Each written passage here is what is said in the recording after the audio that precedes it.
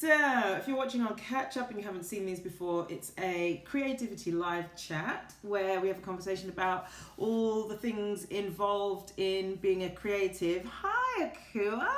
Hello. I was just doing my little preamble for when people watch this on Catch Up. So, if you haven't been here before, so it's a creativity live chat about all things related to being a creative, and every week we look at a different topic.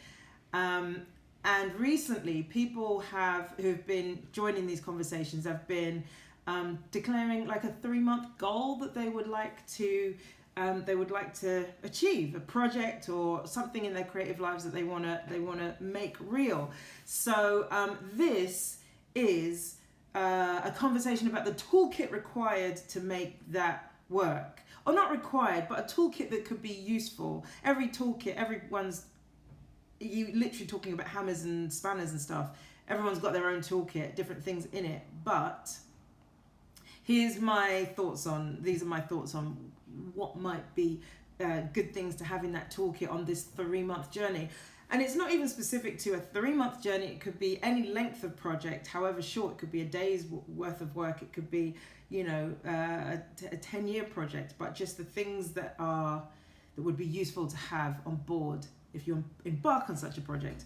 So normally these happen on Sunday night, but because of work and travel and stuff like that, I wanted to have this last one on, I just wanted to have one more before a summer break.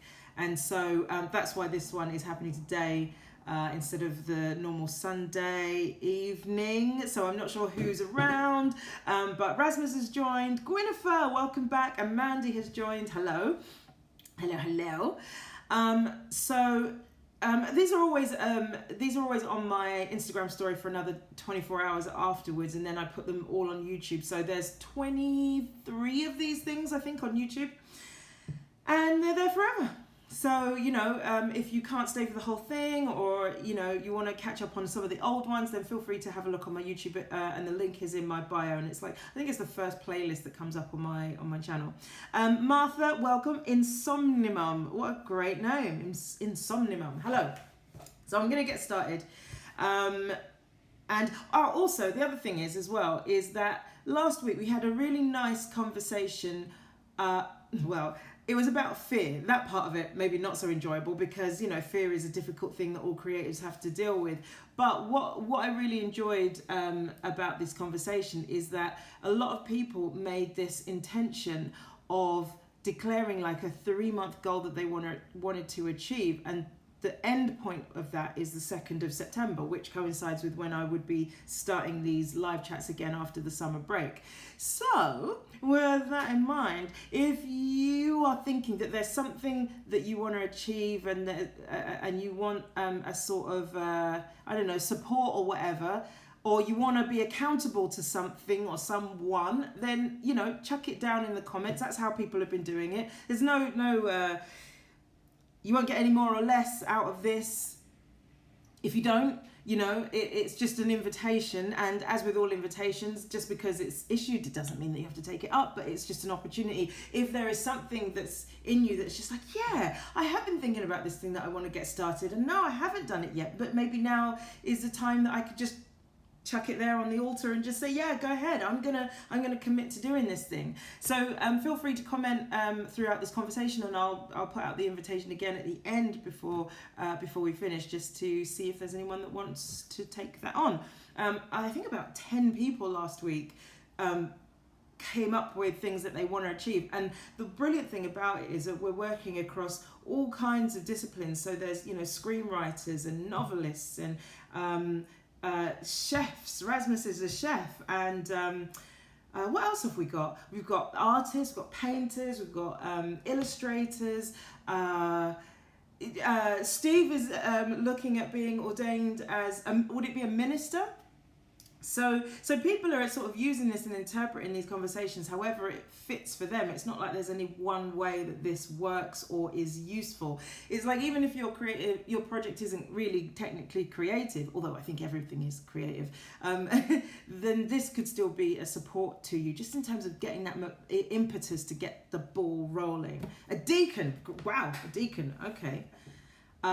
So with that in mind, I wanted to, because fear was the last topic that we talked about, I didn't want that to be the last thing that we spoke about before people embarked on these projects.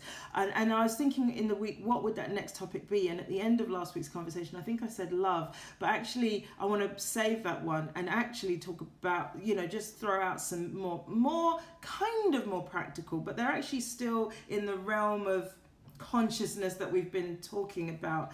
And so I came up with this idea of this toolkit, and it's really sort of pulling down all the ideas that we've been talking about for the last sort of 6 months. It's been really, because we started these in December, and it's about what do you need in your back pocket really to make this 3 months successful. So it is specifically geared towards the people that have taken on this invitation, but it is also for people that are thinking that they might like to start a project. So it's like either or.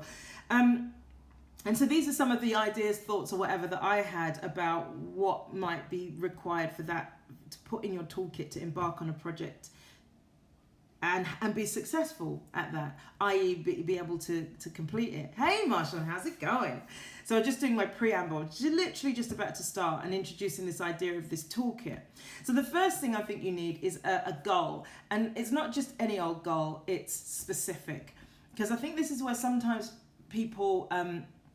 it's not a mistake, but I think that the more specific you can get, the easier it is to measure your success. If you say, and I always use weight loss as the example, if you say, I want to lose weight, then that's a great goal, fine. But if you say, I want to lose 10 kilos, then your success is much easier to measure. Because, you know, you could like lose a couple of pounds. We know how we lose a few pounds every day. You know, you could lose a couple of pounds and that technically is weight loss, but that's not sustainable, and that's not what you really had in mind. That's not what you meant when you meant weight loss. You meant something sustainable and sort of measurable. So declare that as part of your goal. So I want to lose 10 kilos, or I want to lose an inch off my waist, or, you know, I want to be able to bench press blah, blah, blah amount, you know, if it's a health goal. And you can still quantify and specify even with a creative goal. And you don't have to do the whole project. You don't have to say, I'm going to write a book in 3 months if that's not what's possible.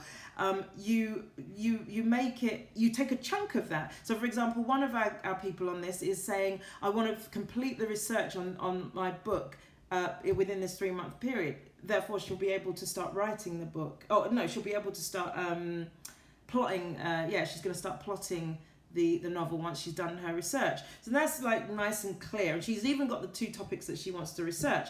So from there she will know that she's succeeded. That's what you need the specificity for. It isn't just a semantics thing or whatever. It's about being able to measure your success and know whether you've achieved it, because there is nothing better than going through the hardship of trying to make something work and then getting to the end of that and knowing I succeeded because I said it would be this. I said that this is the measure of success.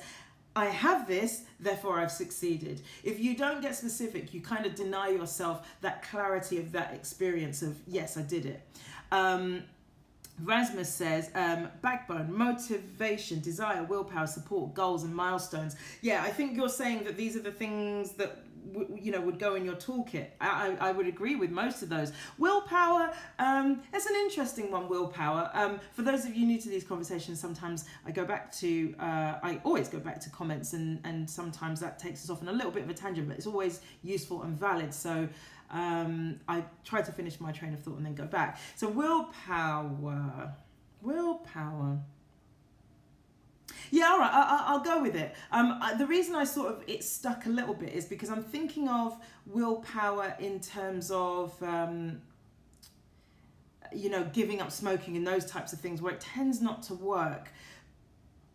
It can work, but it tends not to. But I think you're right. It's basically keeping going no matter what. So I'd go with that. Rasmus says, I started an 8-week boot camp with diet-specific goals, supplements, diets, and workout. Everything is scheduled. Exactly. And then you know when you're behind, you know when you're getting ahead of yourself, when you're beating your targets, and you can have like mini celebrations along the way. And that's another thing that I think is important about success, is giving yourself a moment to just pat yourself on the back and go, I've hit a mini goal. I've succeeded there.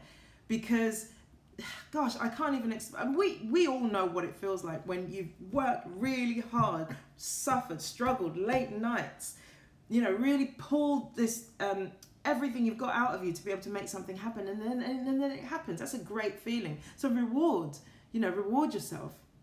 Psycho Bitch 1983 has joined. Welcome. Steve says, I really struggle with my writing this week because I did not state a specific goal.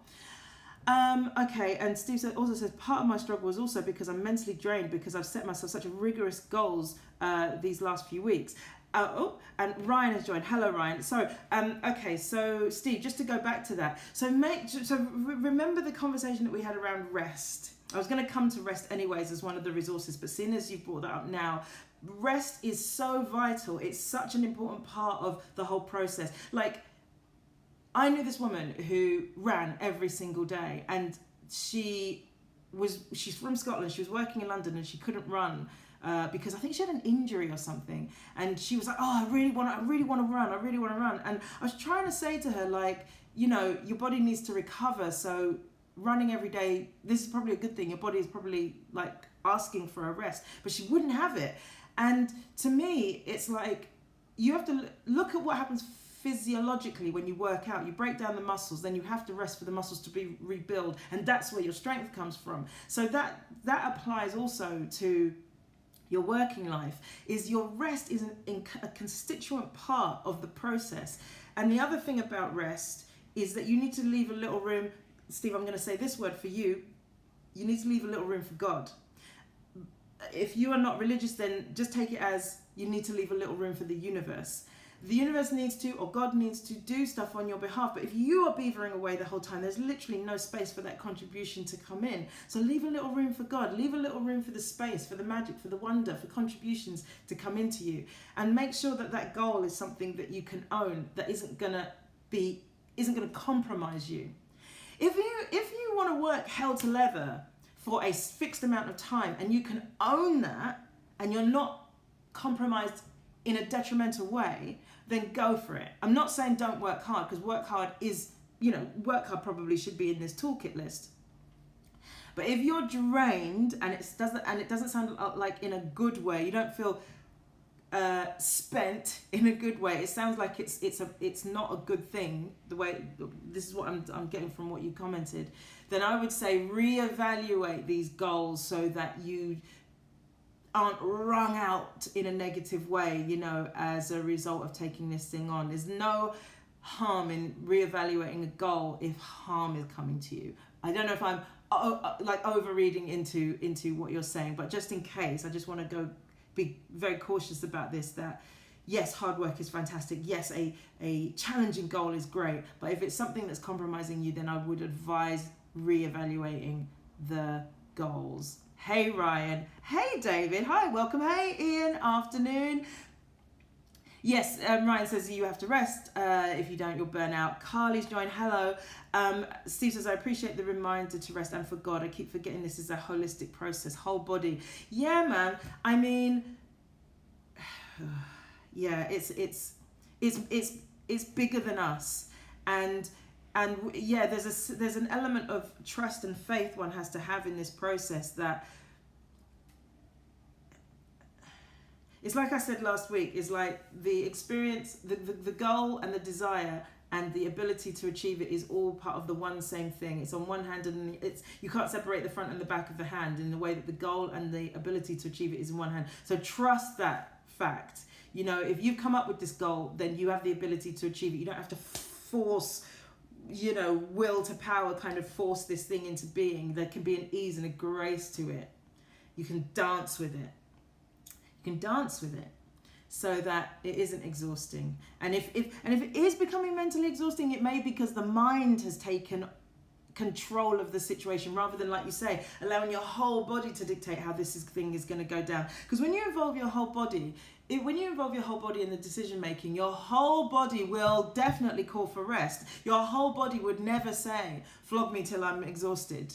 No, your body would say, this day must be for rest. This day must be for thinking about other things other than this project. I just took a day off yesterday, and I really willed myself to not do anything. And so I woke up, because I knew that it was a blank canvas the whole day. I was like, whew, what can I do? I could do some writing. I could do that. And then before you know it, you're off into thinking about work. And I thought, no, I'm going to absolutely resist getting involved in work today. And what happened is it allowed this sense of anticipation, of excitement about going back to work. If you don't take a rest, you're never going to give yourself that sense of anticipation and looking for, and giving yourself that space just to think, right, what's the next thing that I need to, just having that mental space to really think, what's the next thing that I want to do? What do I want to achieve next? Without feeling like, now I've got to do it. Do you know what I mean? Just letting your mind spitball and let it be the antenna pulling down these ideas from the universe. JWad7 has joined. Welcome, and hi, David's waving. Okay, all right, so I hope that helps. I said a lot about that, but that's because there was a lot to say.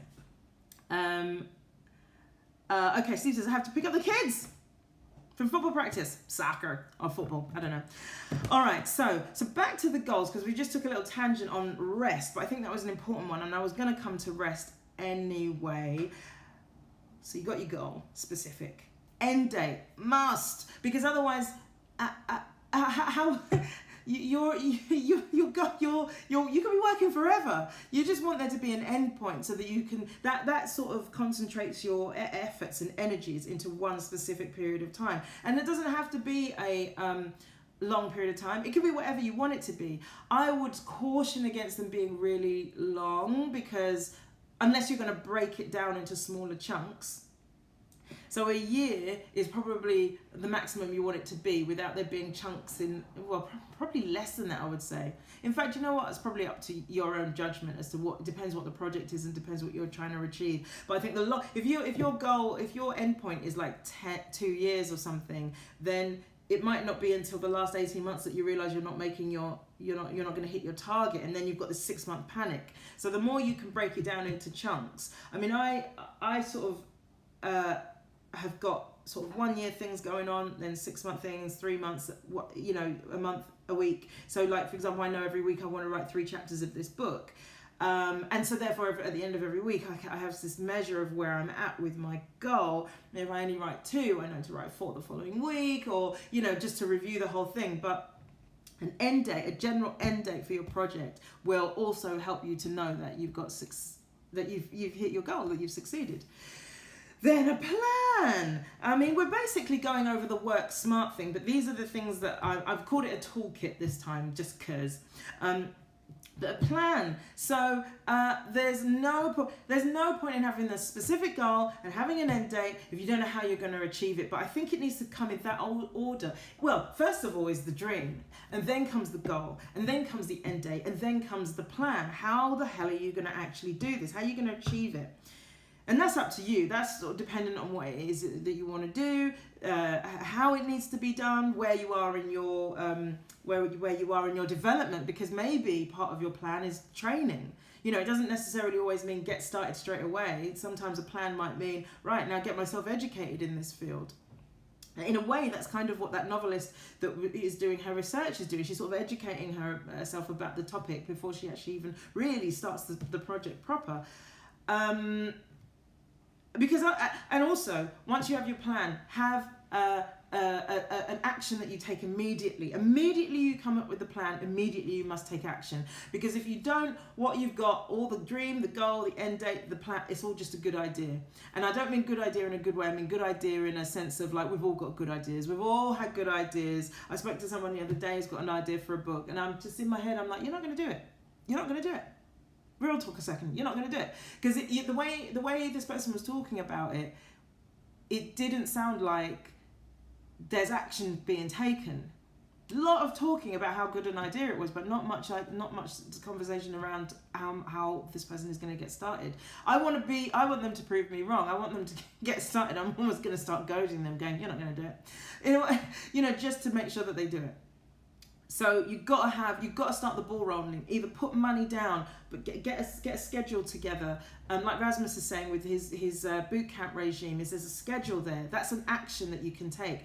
Just something to it's money down. It's putting your money where your mouth is. It's walking your talk. However you want to describe it, whatever saying it is. But the first action is the one that will make sure, or will will make sure, but will help you to get on to the process of achieving this. Because as they say, the first step is always the hardest, because you're not committed to anything if you just sort of drum up a plan in your head, but you haven't done anything. You haven't sort of extended yourself. You haven't exposed yourself. You haven't made yourself vulnerable by saying this will be, because you haven't taken any action. So take an action as soon as there's a plan.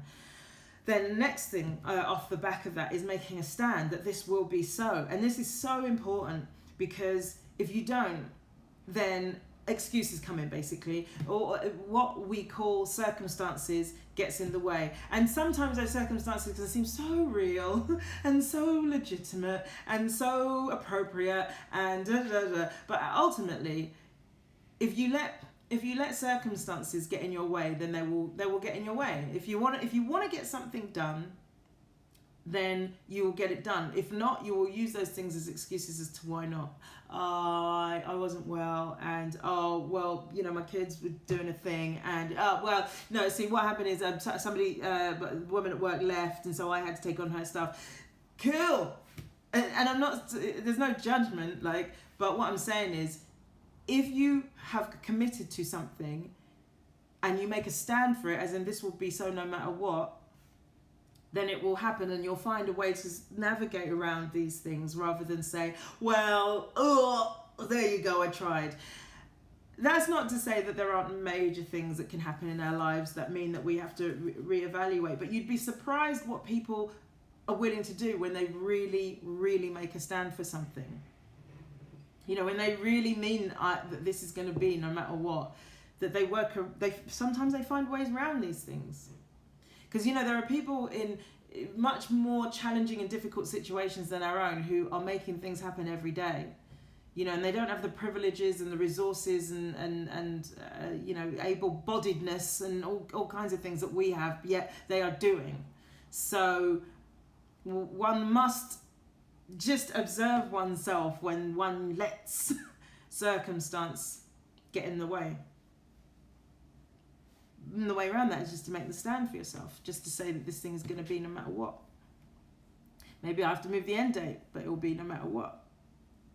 Maybe I have to change how I do it, but this thing will be no matter what. When I was working on the book, I gave up. I gave up at one point, and then I realised I'd overwritten the story, and that rewriting the arc of the story, taking out loads of beats that I put in, was my way of being able to make the story happen no matter what. But it took a complete breakdown and giving up and feeling like it wasn't going to happen to be able to really think, how can I make this work? Given the parameters, i.e. the deadline that I have, the amount of time, i.e. the resources I have, all the rest of it. What can I do to make this happen no matter what? And the one thing I could see immediately was, you've overwritten the story, so reduce the story, and then you might have a fighting chance of finishing it by this deadline. And actually the story's stronger, I think, for having done that. So it was a gift, but that it came out of a massive breakdown. So it's not always easy making this stand, and any of this is it's not always easy, but if you want it, that's what it comes down to. If you want it, then you'll find a way to make it work. So another one on the toolkit is practice, and by which I mean just training, practicing your art, doing it for the sake of it, not just necessarily for the money as well, doing drills if you need to, being in workshops, being in education. I think the death of any skill is stopping practicing and stopping your training and stopping considering what else you can achieve. And I think that's when sometimes, we see famous types or whatever who excel in a particular field, but then we go, he lost it or she lost it. And I think that's because they lose the wonder of it, and practice and training and all that sort of stuff, I think, comes from the wonder of what else could I achieve with this? So practice, stay practiced. I mean, if you're doing your thing, then you're in a practice anyways, but there's no harm in just every now and again just putting yourself into a workshop. And the other thing is as well is that we need to be careful, and I think we were probably all guilty of this at one time or another. Gentil, I hope I'm saying that the right way, is not to be cocky about basic training, because again, I refer back to my acting coach, who says that there's no advanced acting mistakes, by which he means there's no sexy sophisticated mistakes that Meryl Streep's making that beginners aren't making. Yes, she's got technique that they might not have, but they can learn that. But what he means is, if she's making a mistake, it's the same mistake that all actors make, i.e. maybe you haven't inhabited the character properly, or you haven't justified their circumstances, or you haven't gotten to know your environment to make it feel like it's your home, or you're not playing the circumstances. Do you know what I mean? I'm not saying that these are things that Meryl Streep does, but what I'm saying is that there's no mistakes that these more famous and highly regarded actors are making that newbies aren't making. And it's the same in any art form. I would venture that there's no sophisticated mistakes. So there's no sophisticated, in terms of skill, yes, there's probably advanced courses you can do, but in terms of like just getting the basics down again, there's really no harm in immersing yourself into that situation and being a beginner again. Begin again, because that's what Buddhists say, isn't it? It's like something about beginning or something like that. Anyways, but just being in this state of like wonder and beginning and openness to the whole process and seeing it with fresh eyes, because every time you come back to start again, you're a new individual anyways, and you're going to experience this whole process anew anyways. So there's new things to see, and it's humbling being amongst beginners. You could indulge your, oh no, I know what I'm doing, I've done this before, blah blah blah. You could indulge that side of yourself, or you could be in the wonder of it all with them. So there's something to be said for just chucking yourself back into the pool, right, with the, you know, with the people with the armbands on. Maybe you can be of service. Maybe that's a way of being of service, is to do that. Who knows? Martha says, no matter what, heart. Good God. Good God? That's not what I meant to say. Good is what I meant to say. Gentile says, oh my God. That's why I said God, I think. Oh my God, I agree with practice. And Gwyneth says, I would also recommend to write your goals down and put the papers somewhere you have to look on, like in the corner of a mirror. It makes a good foundation for an inspirational talk to yourself. Yeah, I mean, defo's write it down. I spent some of yesterday writing down. A friend of mine, she told me about this idea of like this wheel of life, where you write down, you make this wheel and you do like 1 day, 1 week, 1 month, 3 months, 6 months, or whatever, whatever the increments, right up until when you think you might die. So I put 95 as my checking out date. And she said, like, write your goals for what you want for all those little time frames. And it's a lovely thing to do, just to map out your life and see where things may or may not go. See the things that you would desire for yourself, that you would intend for yourself. It's not like this, you're writing down your own fate, or that this is definitely how it must go, but it's a nice way to see where you see yourself. And writing things down, I think, is key. And it's so nice to look back and just go, oh, that actually happened, or that didn't happen. Now, do I still want it?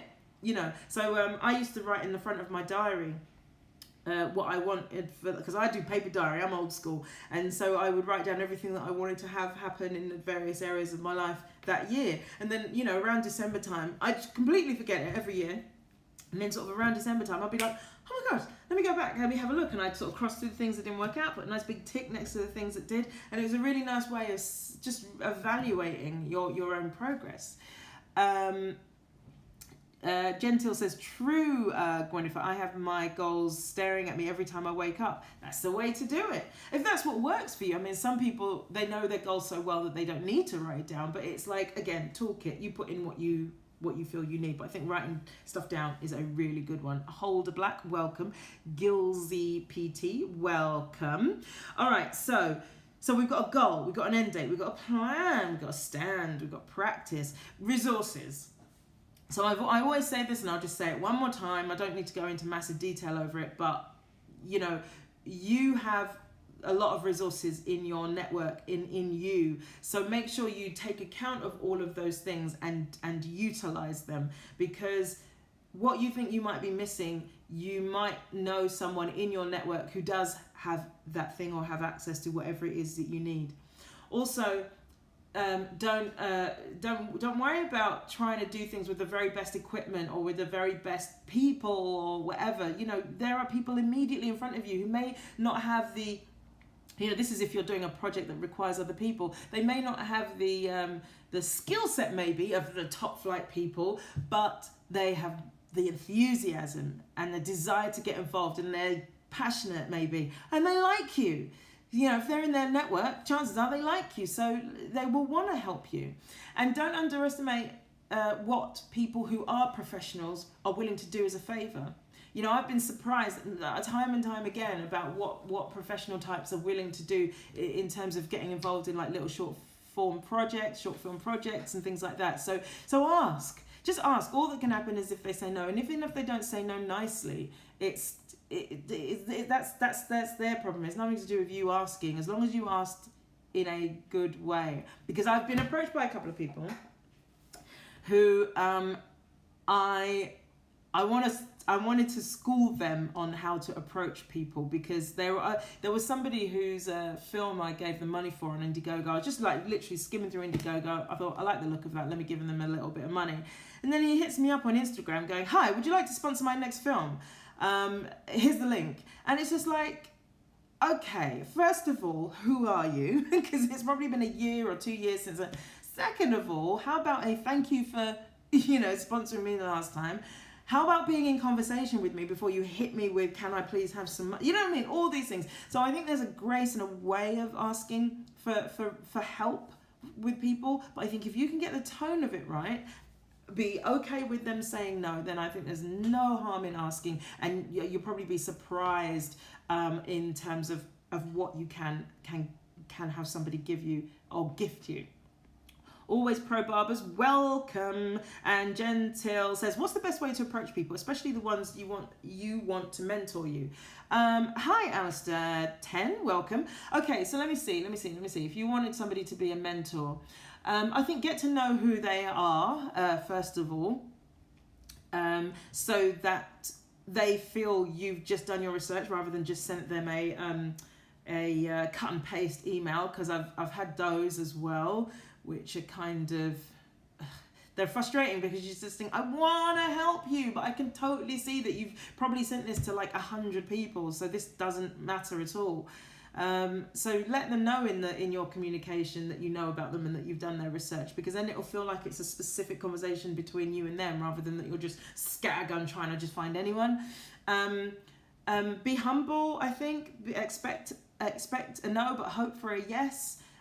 Get specific. I think, like, let them know exactly what you want, because it's very difficult. For example, and again, I'll use myself as an example. If someone like emails me and says, "Hi, I'm thinking of becoming an actor. Have you got any advice?" It's just like, I'm not sure what I can tell you, because that's really such a go for it. That's all I can say, because it's such a broad thing, and you haven't done it yet. So there's nothing really that. But if an actor came to me and said, I'm trying to make the transition from theatre to TV. Can you give me some advice? That's something specific, so that I can comment to that. I can speak to that.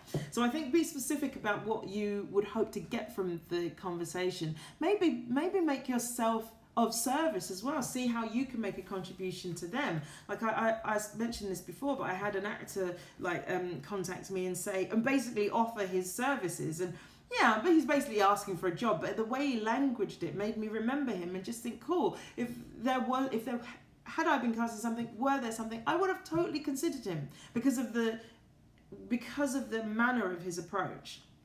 I think that makes a huge difference, because I think the problem I notice with the times that people approach me is that there feels a sense of entitlement and a hurriedness and a not being considerate to who you're communicating with.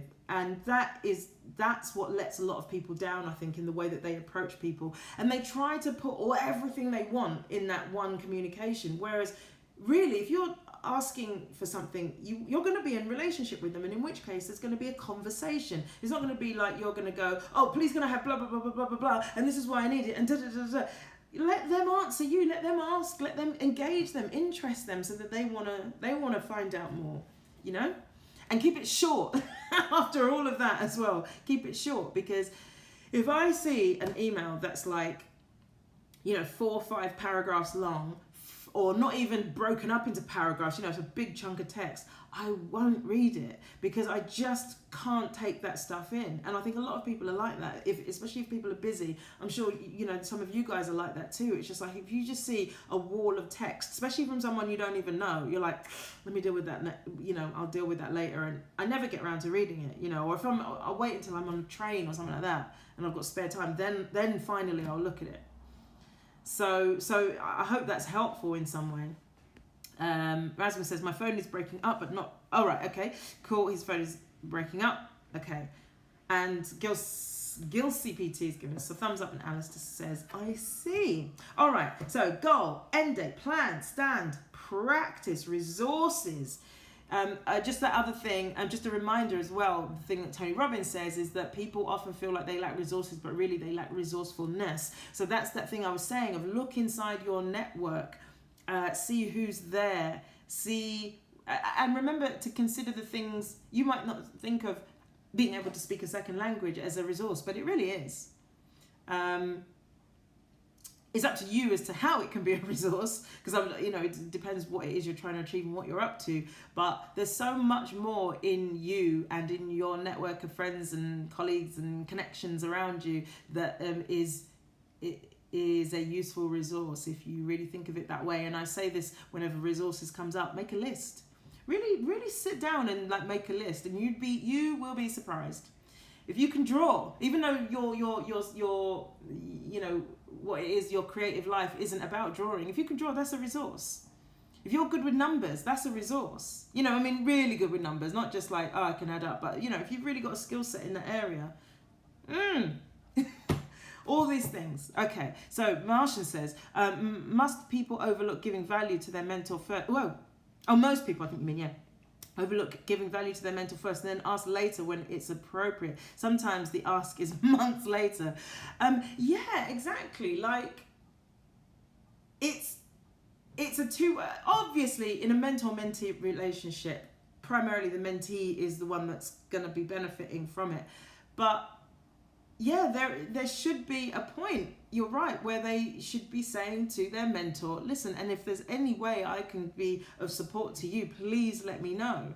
I can do this, I've been doing this, da da da da da da. Gentile says, very helpful. And Ian says, you have made me realise that I have not thanked you for your help and advice. Thank you so much. Oh, thank you, Ian. Well, that is very weird. Everyone's really chuffed for you as well, by the way. But thank you for those kind words. That's really lovely. But we're really pleased, with what you shared last time, saying that the successes that you've had, it's awesome. And Martha says, yeah, really always amazing advice. Thank you, Martha. That's very, very kind. All right, but we're not there yet. Oh my gosh, enrollment. So what do I mean by enrollment? I mean roping people in, basically.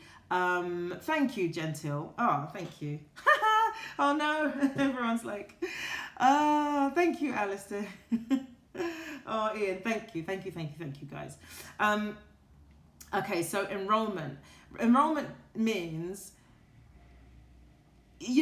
engaging people in your ideas. So sometimes people feel like, oh, I can't get this thing done because I don't have the resources, say for example, because this is, enrollment kind of comes off of resources. Well, enroll other people in your idea, by which I mean get them excited about what you're doing and have them help you, support you, even if that means, there was one week where we were talking about, I can't remember, it was somebody's partner it was Steve talking about how his books are everywhere, and he if he's able to enroll his partner in being cool with that for a fixed amount of time, i.e. if he's got an end date for his goal, then he will be able to achieve his goals more easily, because he won't be concerned about, oh, I've got to tidy up, or it's upsetting to my partner because there's mess everywhere. He'll just be able to focus, and her support will be, okay, I'm going to put these books away, or I'm going to help keep order around the rest of the house while he focuses on that.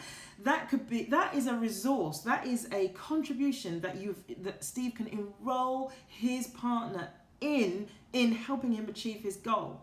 So enrollment is not a small thing, it's huge. If you can get the people around you excited about what you're doing and being in a place, a mindset of, listen, if there's anything you need, let me know, then it will allow you to focus your energy, your mind on achieving your goal.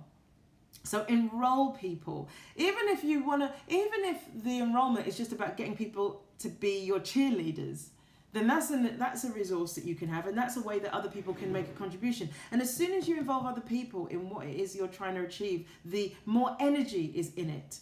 Because when it's just us, it's just our energy, and obviously the universe in every which way it's going to contribute. But as soon as you start to, actually, other people is how the universe contributes to you, really. So if you can involve other people, then you are giving the universe more access points to your project. So I would say do it. Talk to people about it. Get other people excited about it. Even if that's all you do, but allow that they are little holes of light where the universe can pour in its golden light into your project. Other people. That's what other people are. Drea, welcome, and Joachim, hey. All right, so the other thing as well, just in terms of this enrollment thing, one practical thing that you can do is have an accountability buddy. Now, if you don't know what that is, that's basically partnering with somebody. It doesn't have to be doing like the same thing as you, but partnering with somebody who you are basically accountable to each other for both of your projects. You want it to be someone who is also in a project. You don't want it to be someone who's not got anything on the line, because otherwise they'll basically be mentoring you in a way. So you want it to be equal standing in the sense of both of you are trying to achieve something. Maybe you both have similar length of goal, doesn't have to be the same type of goal. And basically you organize amongst yourselves how you will check in with each other, how frequently you will check in with each other. You'll set a goal every time you speak and say, look, this is what I want to achieve by the next time we speak. You talk each other through, coach each other through breakdowns. You make a stand for each other's projects. So you basically, not only are you making a stand for your own now, but you're making a stand for somebody else's. You will achieve this thing no matter what. And there's a lot of power in that, because there's two people making a stand. Oh my God, how much easier, or how much more likely is something to have, how much more likely is something to happen if there's two people who have made a commitment that this thing will be no matter what, regardless of the circumstances. That's incredible. So if you can get an accountability partner, if there's any names on here, I guess, but approach somebody because this is like-minded people. If there's something you want to achieve and you want an accountability buddy, then find someone, or maybe there's somebody in your network. You are so much more likely to win if you've got somebody cheerleading for you, and you can cheerlead for, because it takes your attention off yourself if you're also cheerleading for somebody else. I wonder how Ryan's doing with his running goal, and that makes me want to go out running and see how hard what he is trying to achieve is. My God, 44 minutes to run 6k. I can't do it. He's amazing. I'll tell him that next time I speak to him. That type of thing. So just using you as an example there, Ryan. So accountability buddy is like a practical way, a practical use for enrolling other people in your goal, but you don't have to, but it's just an idea. Okay, so goal, end date, plan, stand, practice, resources, enrollment, attitude. So there's many ideas, notions, things to hold on to get through a project, especially when it's got an endpoint, specific endpoint, and you're working intensely on that thing. I'm going to name some of them that came to mind as I was putting this list together. Brilliant, Ryan. Well done. Ryan says he's doing well on his goal. And don't forget, by the way, people on here, if you do want to declare a goal, a 3-month goal that you want to achieve by the 2nd of September, which is when I'll be coming back doing these live chats, then just put it in the comments at the end. I'll ask again, but I'm just reminding you, just in case you want to have a think about it while I'm speaking. So attitude. Jump afraid. We spoke about fear yesterday. People seem to think that when they'll feel ready and they feel motivated and they feel they can do it, then that's when they'll take the leap. Unfortunately, that is that people who think like that won't get started. More often than not, they won't get started. You have to jump afraid. The example I use in my situation, the thing that I've been most afraid of recently, apart from the book, is starting these live chat sessions. Is when I started them, I was really not sure about it, but I just felt like I'm always scouring the internet looking for this type of conversation, and specifically about being a creative, because you can see a lot of things about generally about life, but not specifically about being a creative. And I was really sort of longing for this type of thing, and then I was like, bing, why don't you do your own version of that? And then I was like, no, because people will think I'm a knobhead or whatever. Anyway, I just got right in my head about it. And even from the first one, I just watched the first one back recently and just was feeling like I can see my fear in it, but I started anyways. And I encourage you, if there's something that you want to get done, just start, because the thing is, it may be that it is too soon for you, but I say you do more harm by not starting than starting, realizing it's not the right time and then stopping. And who knows, it might actually be the right time, and thank God you did start. So jump afraid.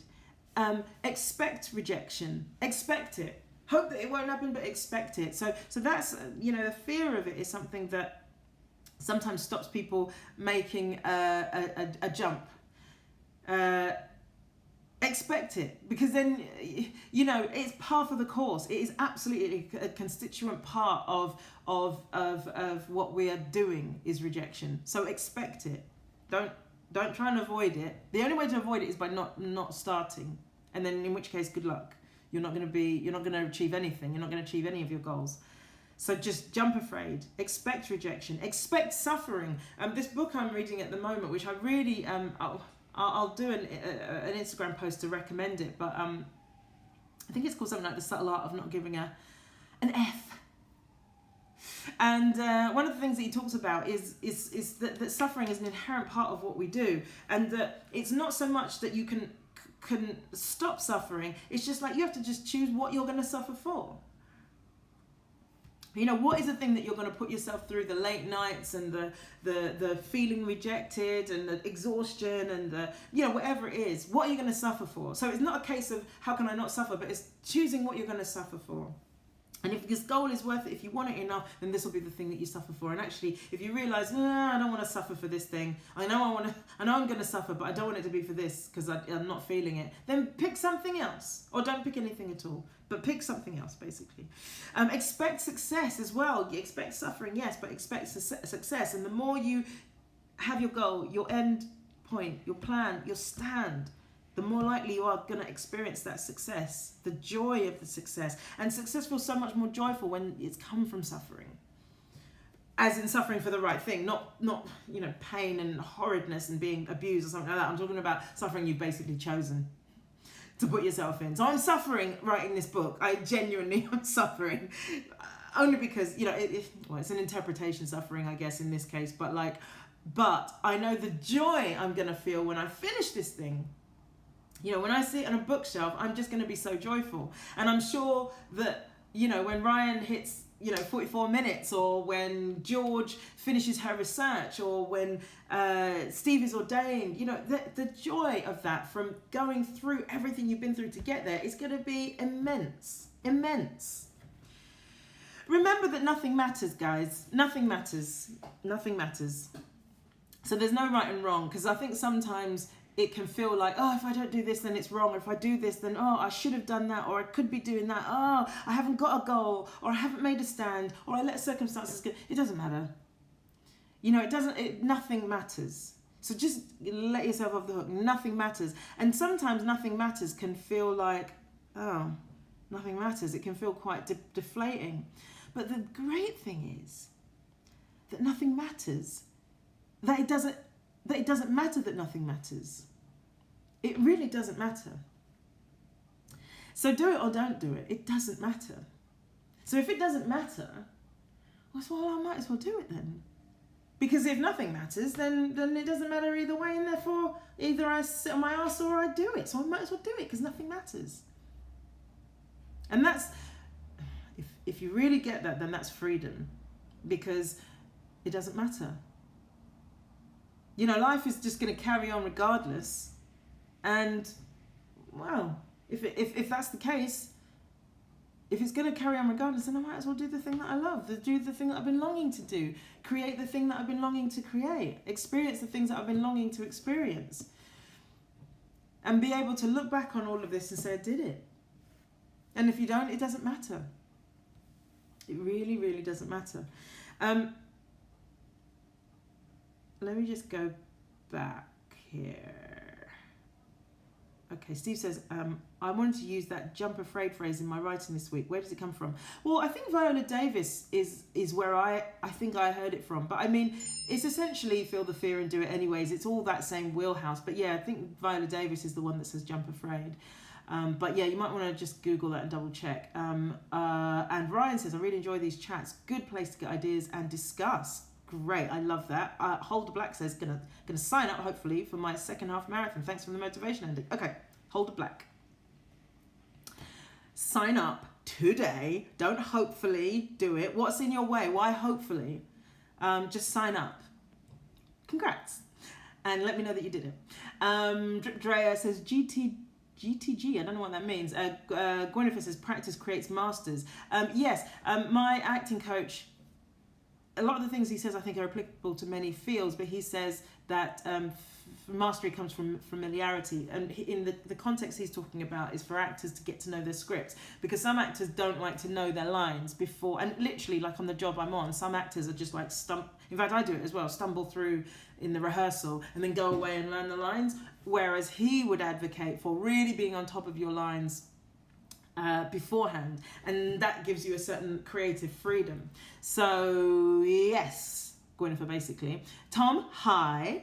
Marshall says, are you going to throw a book release party? I should do, shouldn't I? I've been through enough. Ryan's going, you go Holder Black, fellow runner there, and Holder Black says, wise words, but it's a confidence thing sometimes. Jump afraid, Holder Black. Confidence, you know, if you're feeling a sense of a lack of confidence, that is not an absence of confidence. That is the presence of a cloud covering your confidence. Your confidence is your inherent natural state.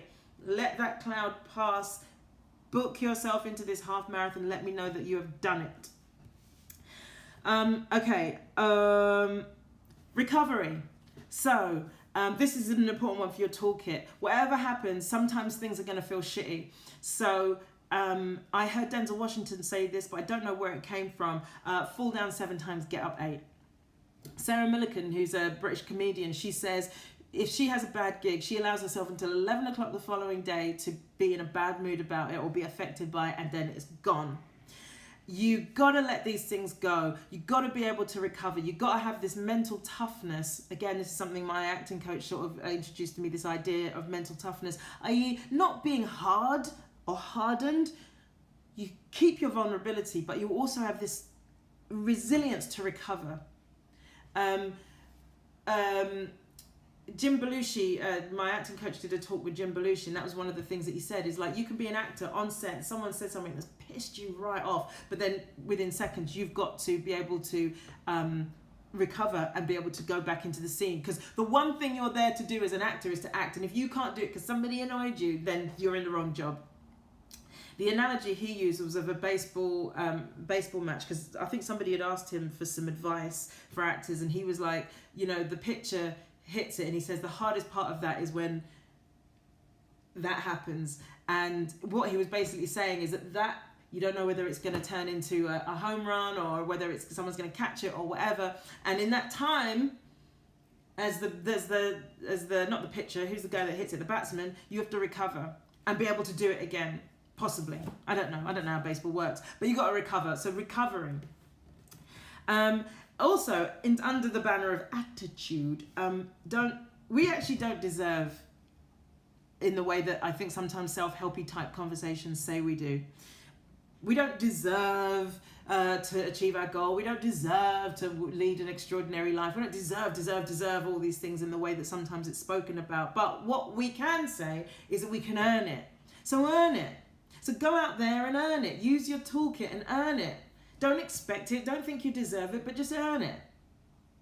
And that will feel so much better than, well, I deserve this. There's a certain degree of entitlement about I deserve this. There are some things we deserve, you know, like human rights and stuff like that, but like an abundant, amazing, you know, resourced, extraordinary life isn't one of them. We're lucky to be alive. We're lucky to be in this age. And any other thing on top of that, especially if we live in the Western world, is something we have to earn, frankly. So go out and earn it. And remember that all the things you're doing might not actually ultimately directly serve your ultimate goal, but what they will do is they'll get you in a state of readiness so that when that opportunity comes that will take you to where you might want to go, that you're ready. I've spoken about this before, like, you know, people who make vines or a tweet that goes viral and they get loads of recognition, but if an opportunity were offered them, they're not ready because they haven't been doing the prep for it. All they happen to do is get lucky. So all the things that you're drawing, all the photos you're taking, all the things you're writing, all the things that you're doing, they might not be the thing, those things that you're creating might not be the thing that gets you notoriety, but you are in a state of readiness. That means that when an opportunity does come in your way that will take you to where you want to go, you're ready because you've been practicing for so goddamn long. You know, everything you've got in your past is your toolkit. That's your resources, is your past as well. Two more things. One is breathe, the breath. Hi, Lucy. Oh, wait, let me just go back. Okay, so yes, me and Holder Black are married and she's a great runner. Oh, okay. Brilliant. Okay, brilliant. Get on with it. Right, Carly says source within you is never not confident. Ego is lacking in confidence. Exactly, that's what I'm saying. Yes, that's a great way of saying it. Source, there's the part of you that is source is not like, oh, I don't feel like source today. I just don't feel like I'm sort of this infinite field of possibility. I just don't feel like it. Yeah, source is everything, every day, in every way, in every direction. It's only the ego part of ourselves, the finite part of ourselves that experiences lack of confidence. So become source if you want to get these things done. Okay? So Marshall says, in life you have to be the star of your own story. Control the narrative, absolutely. Control and control or manage, maybe, because it's very difficult to control things that happen to you. But you certainly can control how you feel about these things. Lucy has joined. Hello, Lucy. Christine, hello. And Carly says, Marshall, unless you have a child, then you become an extra in your own life. Oh, I love that. That's funny. Cool. All right. So the last one, breath. I've got 3 minutes. I'm going to get the countdown, and so I have to do an after show again. Okay, so breath. This is about breathing. This is one of your resources. My God, you've got to use this. I had a bit of a funky interaction on Twitter yesterday, and I've now deleted my Twitter account. Long story. Point is, it really bothered me, really made me feel down. And so the only thing that I've had on my side is my breath. I've been taking huge, big breaths to help me get through the yucky feeling that I had around this thing. Use your breath. Your breath is your breath is one of your most treasured things, and people don't use it enough. Breathe deeply into the bottom of your lungs. Let yourself be filled, because the universe is at the beginning and the end of every breath, and if you can experience that, then you can really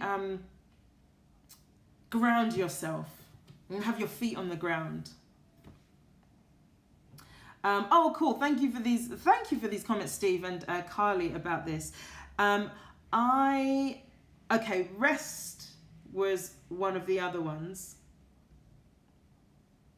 Rest was one of the other ones. And yes, Steve saw my interaction on Twitter. Yeah, I'm sort of cross with myself as well for it, because it was unnecessarily angry. But anyways, so rest is another one. We spoke about rest earlier, and the other resource that you have is these live chats. So my intention, they're always there on YouTube, and my intention is to do 52 of them, so that there is one for every week of the year, so that if I'm unable to do them, that for a year you could have this resource available to you. So use it when you need it. They're always there. Okay, so I'm going to stop there. I'm going to start up again very briefly, because I just want to check in, see if there's anybody that has a 3-month goal that they want to put down. Don't feel like you have to, but it's an invitation, as I said before. Guys, thank you so much for being here. It's been such a pleasure doing these, and I'm looking forward to a break over the summer, but I'm also really looking forward to checking in with you in July and August, and then coming back properly in September. So I'm going to sign up there and then restart another talk, and then we'll just finish up and I'll say goodbye there. All right, see you guys.